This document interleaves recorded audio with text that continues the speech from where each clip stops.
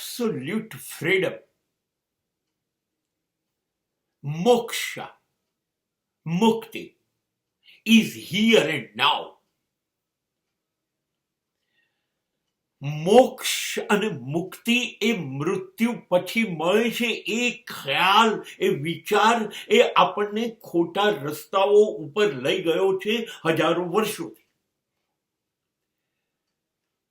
કારણ કે હિન્દુ ધર્મમાં 3 માન્યતા છે: સ્વર્ગ, પુણ્યશાળી, નર્ક, પાપીઓને.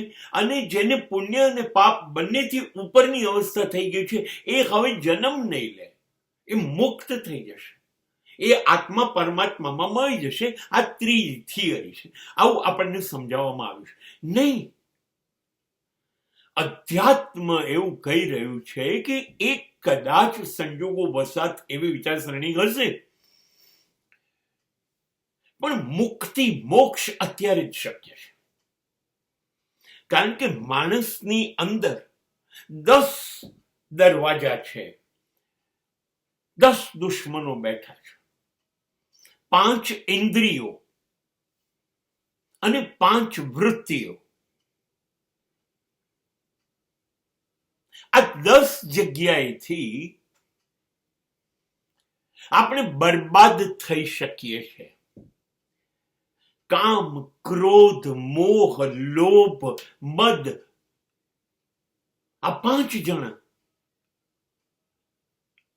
તમને કેવી રીતે મુક્ત થવા દે?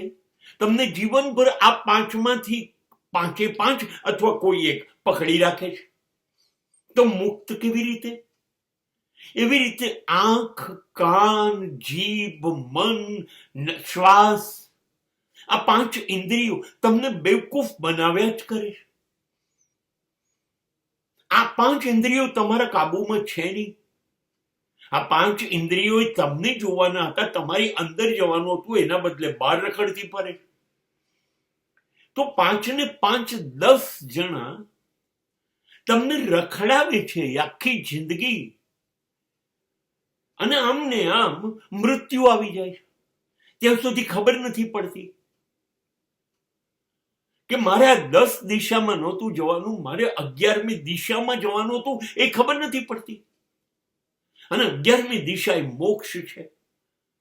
તમે કોશિશ કરો આ 10 તમારા કાબુમાં થઈ જાય આ જ જીવનમાં. અને જે મિનિટે આ 10 જણા તમારા કાબુમાં થઈ જાય, બસ એ જ મિનિટે તમે પરમાત્મા બની ગયા. આત્માનું પરમાત્મામાં રૂપાંતરણ થઈ ગયું. હવે ફરી કોઈ પુણ્ય નથી, પાપ નથી, સ્વર્ગ નથી, નર્ક નથી, બીજો જન્મ નથી. બસ તમે જ પરમાત્મા બની ગયા. આ છે મુક્તિ. અહીંયા જ અત્યારે શક્ય છે. પણ 11મી દિશા પકડવી તો પડશે.